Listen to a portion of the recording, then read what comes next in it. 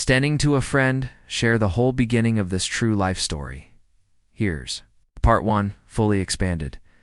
The house was something the homeowner had worked very hard for. After years of saving, they had finally managed to move into a place that felt like home, not just a building with walls and a roof. It had a backyard big enough for a pool, something they had always dreamed of.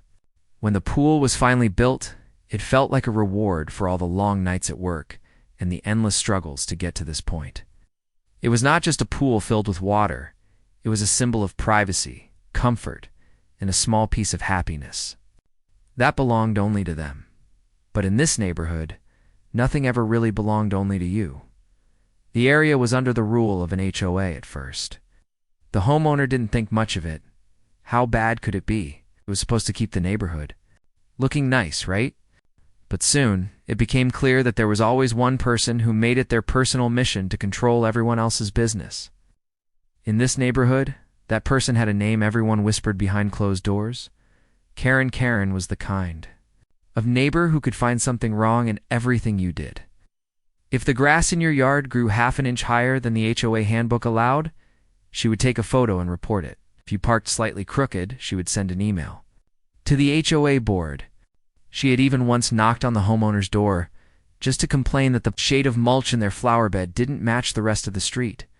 To her, the rules were her weapons, and she wielded them like a queen protecting her throne. Homeowner had learned to ignore most of it. They had bigger things to focus on, but the pool seemed to spark a different kind of obsession in Karen. The very first day it was finished, she had come over, pretending to congratulate them. She stood at the fence, peering over, making comments about how much value it added to the neighborhood. Her eyes didn't leave the pool the whole time, as if she was mentally claiming it. At first, the homeowner brushed it off. Neighbors were curious. That was normal. But then strange things started happening. On mornings after long work shifts, the homeowner would step outside and notice the pool chairs had been moved. Sometimes the gate latch wasn't closed properly, even though they were careful about locking it every night. Once they noticed small wet footprints near the edge of the pool, the kind that didn't belong to them. The water level also seemed to dip faster than normal, as though more people had been splashing around in it. It was unsettling. The pool was supposed to be private. It wasn't some community amenity. It was built with their own hard-earned money. Yet it felt like someone else was helping themselves when no one was watching. And in this neighborhood, there was no doubt about who would be bold enough to do that. The homeowner tried subtle measures first. They installed a taller lock. On the gate, they bought motion sensor lights for the yard. But it didn't stop that uneasy feeling that someone was sneaking around. Finally, after talking to a friend who had dealt with pool trespassers before, they decided to take a different approach, something harmless, but effective enough to send a clear message. That's when the idea of the dye system came in. It wasn't dangerous. In fact, it was something pool owners had used for years as a prank or a protective trick. The system released a harmless dye into the water if someone jumped in without first adding a neutralizing chemical. To the naked eye, the pool looked perfectly normal, but as soon as someone swam in it, their skin would start turning blue. It wouldn't come off easily. Either it would stain for days, a very visible reminder that they had been somewhere. They didn't belong. Setting it up gave the homeowner a strange sense of relief. It was like locking a door, but instead of a key, the lock was invisible until someone tried to break in. They knew Karen, with her boldness and entitlement, would never expect it. She always acted like rules were meant for everyone else, but not her. The homeowner even imagined the sign Karen sneaking in, bragging to her friends about how the pool really belonged to everyone, then suddenly realizing her skin had turned blue. The thought alone almost made all the stress worth it. But this wasn't just about catching someone, red-handed or blue-handed in this case. It was about peace of mind. The homeowner had worked too hard to let someone walk all over their efforts. Owning something came with responsibility, yes, but it also came with boundaries. And Karen, with her constant need to control, didn't respect boundaries at all. There were still small signs in the days that followed that kept the homeowner on edge. Sometimes they would hear faint noises at night, like the sound of laughter, drifting faintly from the backyard when no one was supposed to be there. Other times, the gate latch would once again seem slightly out of place, as though it had been tested. Karen herself became strangely bold in conversation, making little comments like, "It's such a shame only one family gets to use such a beautiful pool," or "Things like that should really be shared with the community," she said it with a smile, but her eyes gave her away. The homeowner never directly accused her. What could they prove without catching her in the act? But they didn't need to.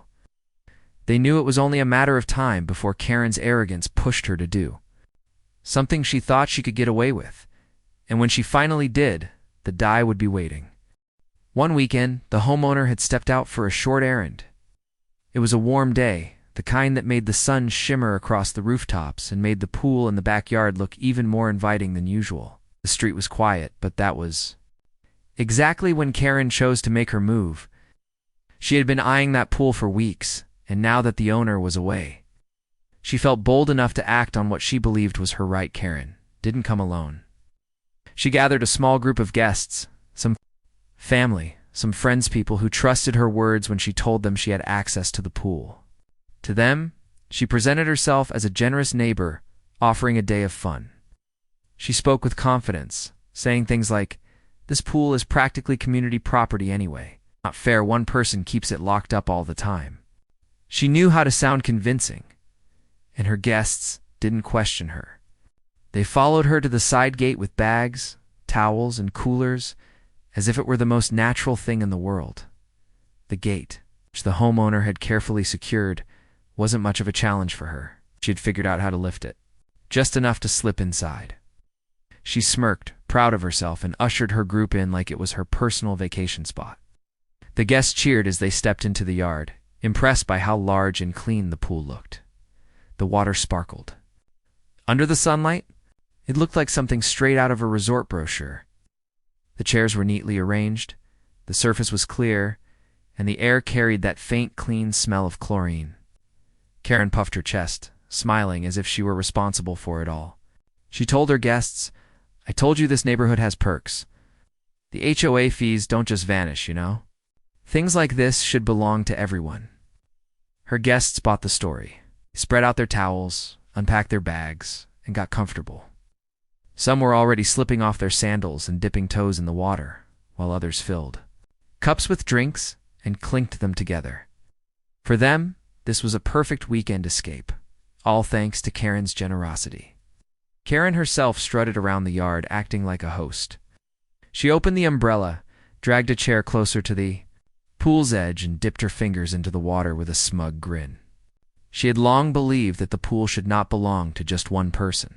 Now she was taking what she felt she was entitled to.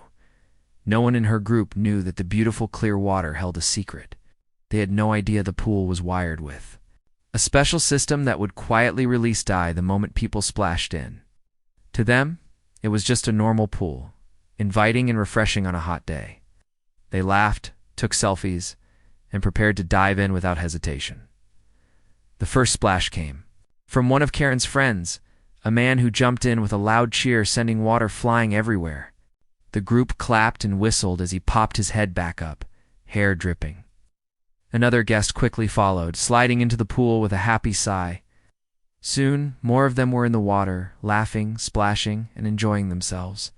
Karen watched with satisfaction before finally stepping in herself, certain that she was untouchable. For the first few minutes, everything felt normal. The cool water wrapped around their bodies, and they floated with relief from the heat. The guests laughed and joked, telling Karen how wonderful it was that she had access to such a luxury. Karen basked in their admiration, bragging about how she knew the right people and how the HOA board trusted her more than anyone else. She was so caught up in her little performance that she didn't notice what was starting to happen. The dye began its slow, quiet work. It spread invisibly at first, clinging to skin and hair. The water itself didn't change color. That was the trick. But as the guests kept swimming, they began to notice faint blue streaks appearing on their arms. At first, they thought it was a trick of the light, or maybe reflections from the sky. They laughed about it, waving their arms in the air and joking about looking like cartoon characters.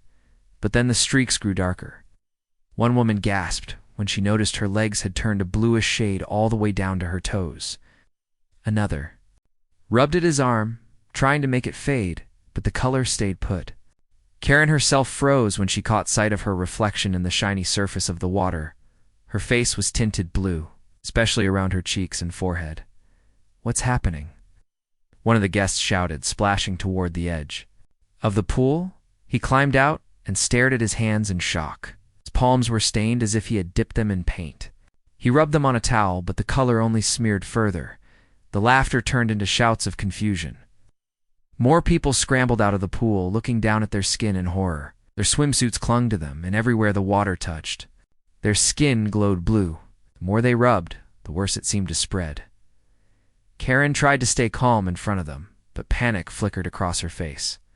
She pressed her hands against her cheeks, leaving blue stains on her fingers. It's just the chlorine," she stammered, though even she didn't believe it. Chlorine didn't turn people into Smurfs. Her guests weren't convinced. Some demanded to know what kind of pool this was. Others accused her of hiding something. Karen snapped back, claiming it wasn't her fault, that the homeowner must have done something strange to the pool. But her words sounded hollow, even to her own ears. The water that had felt so refreshing moments ago was now a source of embarrassment and fear. Guests scrambled to grab their bags and towels, some wrapping themselves tightly as they tried to cover their stained skin. A few cursed under their breath, glaring at Karen for bringing them into this situation. Meanwhile, Karen stood frozen at the edge of the pool, dripping wet and blue from head to toe. She couldn't think of a way to explain it, and deep down, she knew the truth. This was no accident. The homeowner had done something to protect their property, and she had walked right into it. But instead of admitting it, she let her pride guide her. She clenched her fists and muttered, "This isn't over. They can't do this to me." The guests didn't care about her words. They were too busy dealing with their embarrassment, some trying to scrub their arms with wet wipes, others already calling rides to leave as quickly as possible. What was supposed to be a fun afternoon had turned into a humiliating disaster. And for Karen, the worst part wasn't just the blue stains on her skin. It was the fact that her authority, her pride, and her carefully built image in the neighborhood had all taken a hit. She thought she was untouchable, but the pool had other plans. The water dripped off their bodies as Karen and her guests scrambled out of the pool. But the more they tried to dry themselves, the more obvious the blue stains became. Their skin was covered in blotches that looked like smudged paint, and the sunlight made it stand out even worse. At first they were still hoping it would fade once they rubbed it with towels. But the towels only turned blue, leaving their arms, faces, and legs the same shocking shade. The group of guests had gone from laughter and fun to pure panic in just a few minutes. One woman kept staring at her legs, almost crying, while another man rubbed at his chest so hard he left his skin red and raw, but the blue wouldn't disappear. A boy who had jumped in last stood shivering, holding his hands up in disbelief, as if his fingers belonged to someone else. Karen herself was trembling with rage and embarrassment. She had been so proud of sneaking them in, so confident in her role as the host, and now she looked like a strange cartoon character. Her hair was wet, stuck flat against her head, and her face looked like it had been painted. She saw her reflection again in the glass door leading into the house, and the sight nearly made her scream. Her skin was blue from her neck to her toes. At first, she tried to act calm in front of her guests. She told them not to worry, that it was probably something in the water that would wash off easily. But her voice shook, and her hands betrayed her when she kept scrubbing her own arms in between. Words. Her guests weren't buying it. One man, still dripping wet, snapped at her. "What kind of pool is this, Karen? What did you bring us into?" She tried to wave him off, saying, it's fine. It's just the pool chemicals. Sometimes they react funny with skin." But another guest shouted back, "Chemicals don't do this. My whole face is blue." He pulled out his phone, opened the camera, and gasped when he saw himself on the A screen. The others crowded around him, each of them letting out groans of shock when they realized how bad they looked. The blue was no longer faint streaks. It was spreading across their bodies, darkening as it dried. One girl grabbed her makeup bag from her purse, trying to cover her cheeks with foundation, but the powder only mixed with the stain, making it worse. She threw the compact down in frustration. Karen's guests were furious, but more than that, they were humiliated. None of them wanted to be seen like this. They wrapped towels around themselves, hiding their faces as much as possible, whispering curses under their breath. Turned on Karen, demanding answers. "You said this was yours to use," one woman hissed. "You said you had permission." Karen's face burned hotter than the sun. She snapped back, "It is mine to use. The homeowner knows it adds value to the neighborhood. They shouldn't be selfish. This is practically a community pool." Words only made things worse. The guests glared at her, realizing she had lied to them. Munn muttered, "You dragged us into someone else's property, and now look at us." Karen felt cornered. She hated being wrong, hated being exposed. Stormed toward the fence, dripping and leaving blue footprints on the stone. She shouted over her shoulder, "The owner did this on purpose. They set a trap. They'll regret messing with me." But her guests weren't interested in revenge. They just wanted to get away before anyone else saw them. Some were already gathering their things in silence, avoiding Karen's eyes. A man cursed when he realized his white shirt had blue stains all over it. Another groaned about how he had to work the next day looking like this. Meanwhile, Karen tried to wash herself off with the garden hose, twisting the knob and spraying herself down. But the dye clung stubbornly to her skin, refusing to budge. She scrubbed at her arms until they were sore, but it didn't matter. The water around her feet turned faintly blue, proof that it wasn't just her imagination. Her guests stood awkwardly nearby, watching the spectacle. Some of them shook their heads, disgusted with the entire situation. One finally muttered, "I'm never coming back here again," before walking off with his bag. Others followed, leaving Karen alone in the yard, dripping wet, furious, and still glowing blue. The humiliation grew heavier by the second. She imagined what the rest of the neighborhood would think if they saw her like this. The gossip would spread like wildfire. She pictured the snickers, the whispers, the mocking nicknames. Her pride ached more than her skin. She couldn't let that happen. Karen stomped toward the gate, muttering threats to herself. "They can't do this to me. They can't just set traps like that. I'll report them to the HOA. I'll make sure they regret it." But deep down, she knew the truth. The homeowner hadn't done anything illegal. It was their pool, their property, and she had trespassed. Still, she refused to admit it. She let her anger carry her, storming off while her guests scattered in different directions. All of them too ashamed to be seen walking together in public. All of them stained a bright shade of blue that no one could miss. By the time Karen reached her house, she was exhausted and shaking. She slammed the door behind her and ran straight to the bathroom mirror. What she saw there nearly made her collapse. Her entire body was a strange, uneven shade of blue, like she had been dunked into a giant ink pot. She rubbed at her face with soap, with makeup wipes. Even with lemon juice she pulled from the fridge, but nothing worked. Her skin stayed stained. Her nails had turned pale blue. Her hairline was tinted where the dye had touched it. She screamed in frustration, pounding her fist against the sink. The sound echoed through her empty house, but it didn't make her feel any better. The stain wasn't going away. Embarrassment wasn't going away. And the worst part was knowing that she had done this to herself. Out in the neighborhood, her guests were already spreading the story. Couldn't keep it to themselves, even if they were humiliated. People saw them walking home, dripping and blue, and asked questions. They didn't have the energy to lie. Explained what had happened in bits and pieces, enough for the gossip to catch fire. By the evening, whispers were already reaching porches and driveways. Karen had been caught sneaking into the homeowner's pool. She and her friends had come out looking like Smurfs. Inside her house, Karen paced back and forth, plotting what to do next. She told herself she wouldn't let this go. She told herself she would make the homeowner pay. But every time she passed a mirror, every time she saw her blue reflection staring back at her, she felt that sting of shame cut deeper. She couldn't erase what had happened. She couldn't erase the color. And worst of all, she couldn't erase the truth. Everyone would know by morning. When the homeowner pulled into the driveway, they were expecting nothing unusual. It'd been a quick trip, Just enough time to grab groceries and a few supplies before heading back home to enjoy a quiet afternoon. But the moment they stepped out of the car, they noticed something strange. There was noise coming from the backyard, loud voices, angry shouts, and the sound of water dripping. Their stomach tightened. They hurried to the gate, pushing it open, and what they saw left them frozen for a second.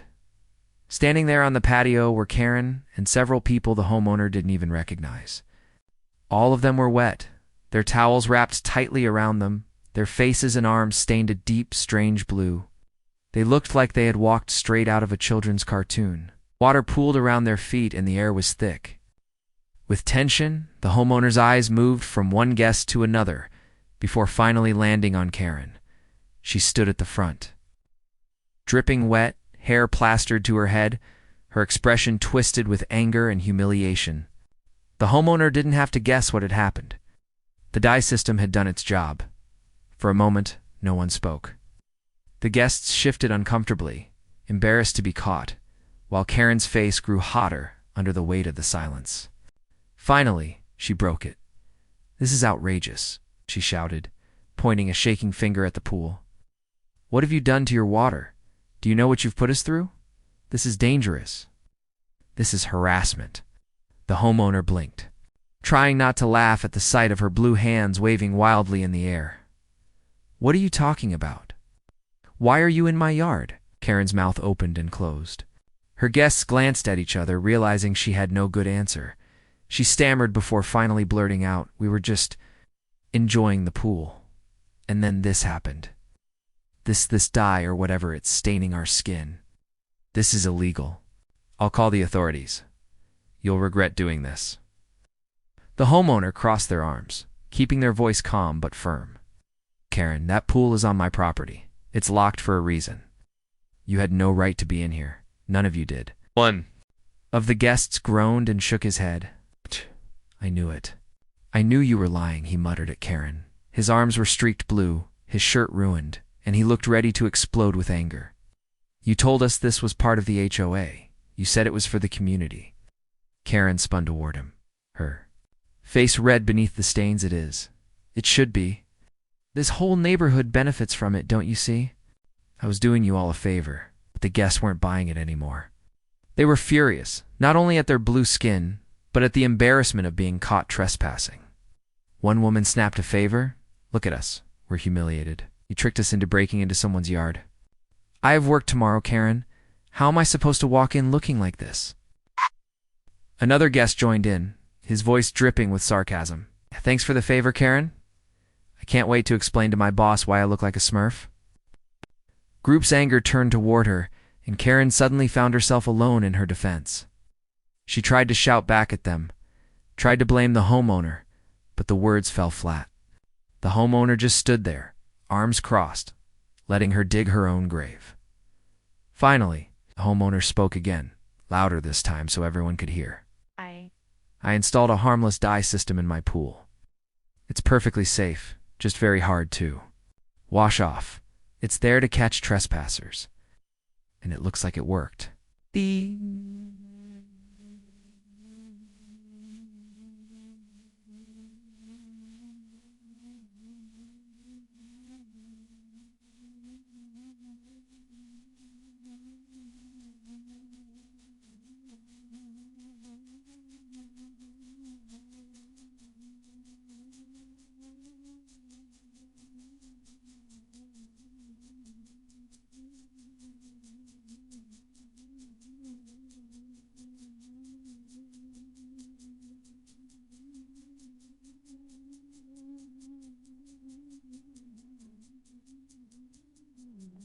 "We worship Allah."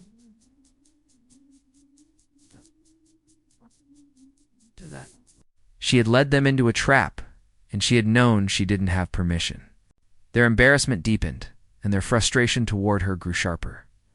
Karen, desperate, tried to turn the blame back. "You can't do that. You can't put traps in your pool. This is against HOA rules. I'll make sure the board hears about this." But the homeowner didn't flinch. "Go ahead. I've got cameras. Every step you took, every splash you made, it's all recorded. You broke into my yard. You used my pool without permission. You embarrassed yourselves. It's not on me. That's on you." The silence that followed was heavy. The guests glanced at each other, horrified at the thought of being caught on video. One of them cursed under their breath. Another grabbed their bag and stormed toward the gate. Muttering that they'd never forgive Karen for this, the group started to scatter.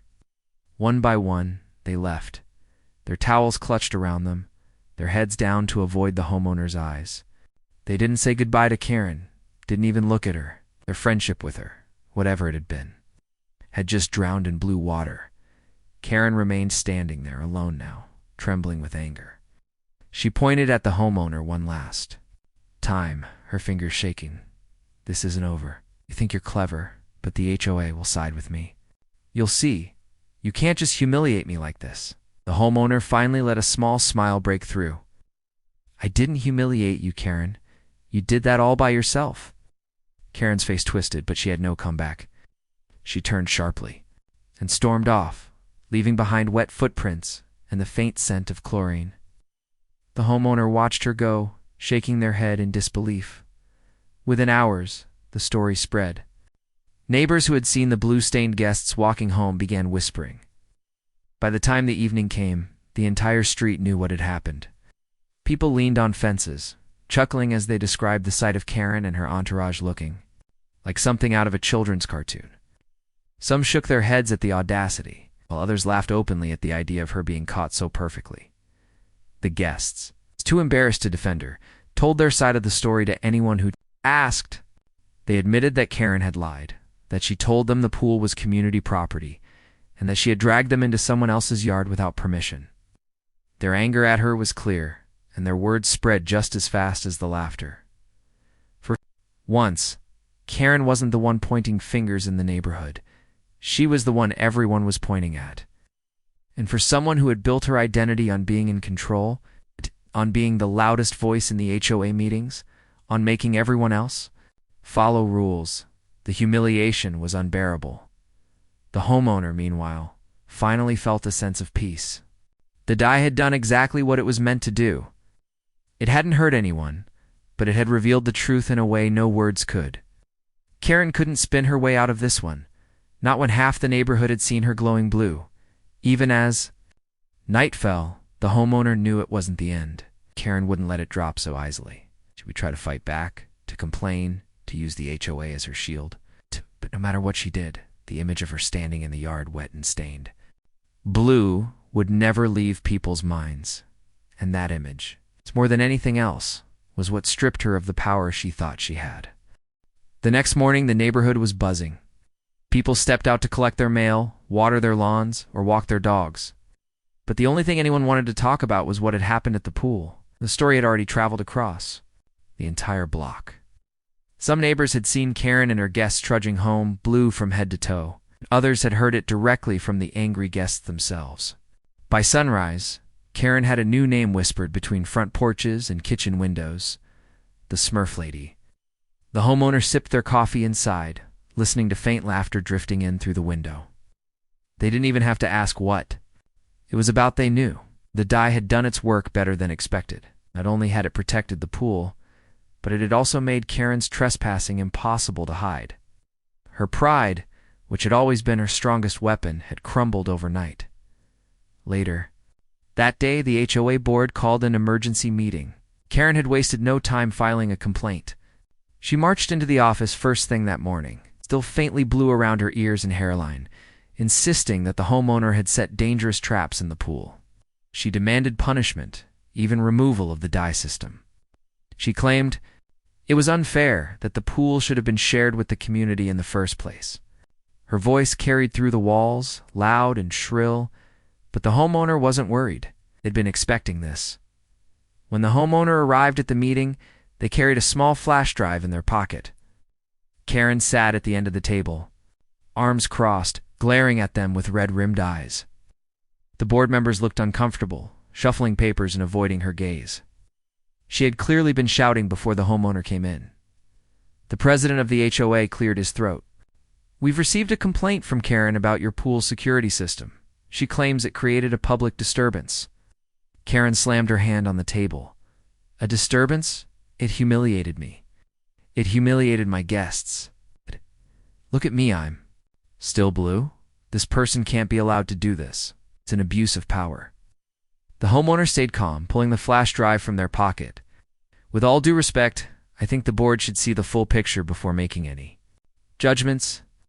The room grew quiet as the homeowner plugged the drive into a laptop and pulled up the video from their security cameras. On the screen, clear as day, Karen could be seen sneaking through the side gate with her group of guests. The footage showed them laughing, dragging their bags inside, and jumping into the pool. Then came the splashes, the shrieks, and the frantic scrambles as their skin began to turn blue. Gasps filled the room. A few board members exchanged stunned glances. The evidence was undeniable. Karen's face flushed. She jumped to her feet, pointing wildly at the screen. That's taken out of context. I was inspecting the pool for safety, was making sure it was clean. But her excuses only made the board look more uncomfortable. One finally said, Karen, it looks like you trespassed on private property with guests. Another added, this is not a community pool. This was built and paid for privately. The board has no authority over it. Corinne's jaw dropped. She sputtered, so you're siding with them? After everything I've done for this neighborhood. President sighed, rubbing his temples. Karen, this isn't about sides. This is about rules. You've accused others countless times of breaking them. Now you've broken them yourself. You can't punish someone for protecting their own property. The homeowner leaned back, watching Karen's world unravel. For once, her loud voice wasn't drowning out everyone else. Her lies, her excuses, her endless complaints, all of it was collapsing in front of the very board she used to control. By the end of the meeting, the board officially dismissed her complaint. They warned Karen that further trespassing would result in serious consequences, including legal action. Karen stormed out of the room, blue-stained and fuming, while the homeowner walked out calmly, their head high back in the neighborhood. The story only grew funnier. Kids whispered about the blue pool monster when they played outside. Adults chuckled on their porches, trading versions of the tale. Some even mimicked Karen's shrill voice, making jokes about how community property had backfired. Guests who had been with her wanted nothing to do with her anymore. They felt humiliated, betrayed, and angry that she had tricked them. They stopped visiting her house, stopped answering her calls.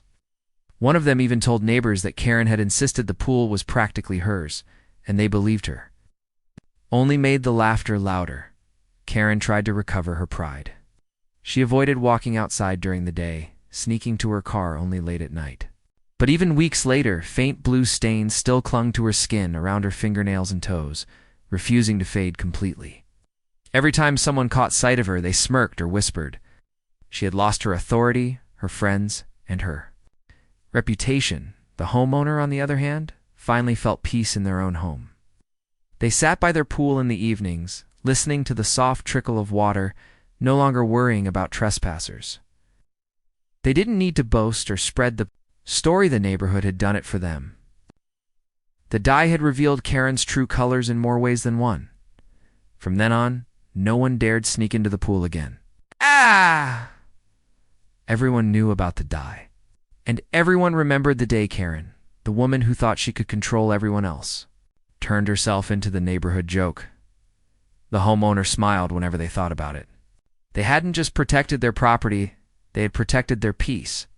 And Karen, who once seemed unstoppable, had finally been stopped, not by rules, not by arguments, but by her own arrogance. In the end, the pool became more than just a luxury.